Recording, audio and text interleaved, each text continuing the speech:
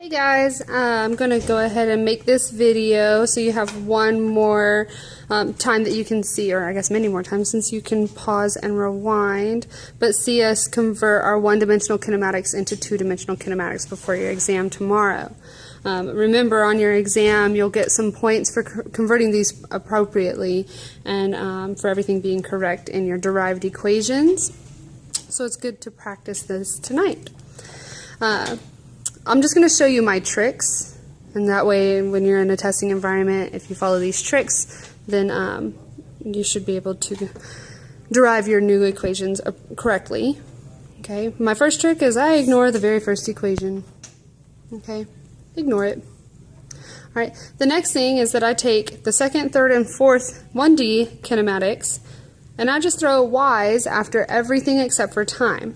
The reason why I do that is because everything except for time, so if I'm looking at any velocity, either initial or final, if I'm looking at a displacement, or if I'm looking at an acceleration, all of those are vector quantities, meaning that their direction matters. So if I want to talk about them in the vertical direction or in the y direction, I need to put them in terms of y.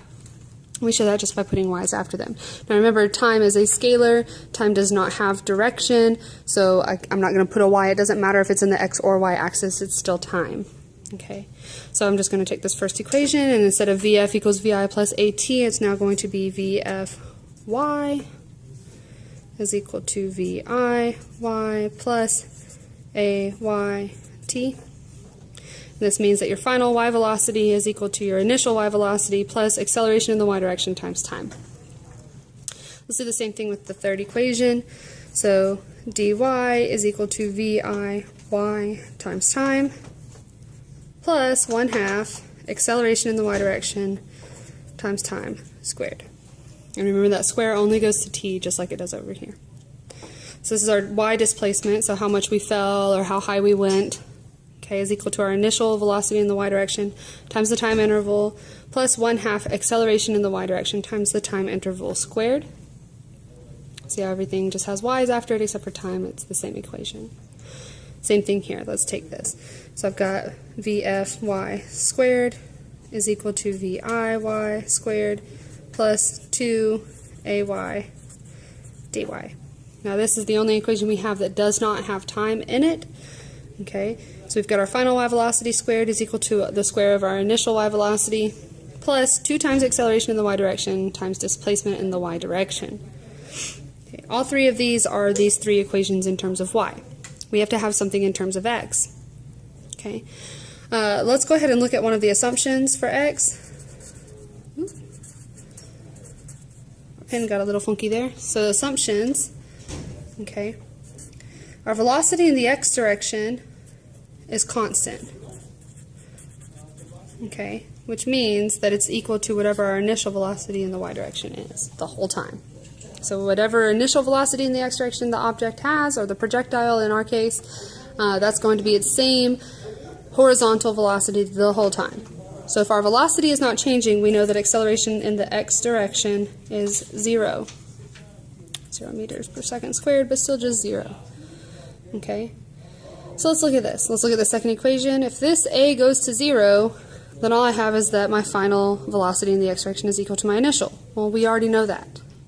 Okay, same thing down here. This term will go to 0 because of acceleration. So the square of my final is going to be equal to the square of my initial. Well, I know that because it's constant. So these two equations here don't tell me anything new for x. However, if I look at equation number 3, if I take out that 1/2 at squared because a in the x direction is 0, I'm left with displacement is equal to initial velocity times time.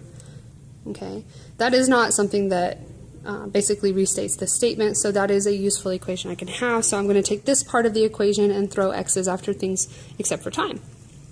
So I've got displacement in the x direction is equal to my initial velocity in the x direction times time. Okay, now this part here, that is okay to write. However, we prefer, so it's happier to write as displacement in the x direction is equal to velocity in the x direction times time. This is how we write this. Okay, so the reason why we take out that ix is just because we don't want people to think that, oh, since there's an initial x, there must be a final x, and so the x velocity changes. Instead, we will just write vx because that is a little bit more easily understood as a constant value. So we've got these three equations for our vertical motion and this equation for our horizontal. Okay. If we're looking at the way that the projectile is launched, if we're launched horizontally versus angularly, we have a couple different assumptions. Okay, the first assumption is that we always know acceleration in the y direction, and that's on both of these launch styles. So acceleration in the y direction is always negative 9.81 meters per second squared. That's because of gravity. So any of our projectiles, no matter how they are launched, will still fall because of gravity. So our acceleration in the y direction is gravity's magnitude and direction. Okay. Remember, acceleration in the x direction is 0 for both. Okay. So we've got 9.81 meters per second squared.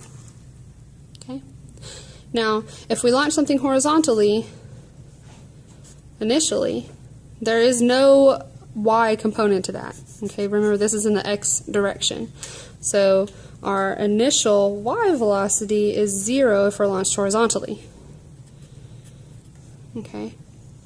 If we launch something at an angle, okay, now it is both going forward, so that's a horizontal, so that's an x direction, and it's going up.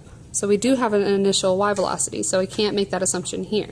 Now in our problems, I will already give you the value for how far forward and how far up that angle, or that launch velocity at an angle is directed. Okay, so I'll give that information to you. You won't have to do trigonometry for our class.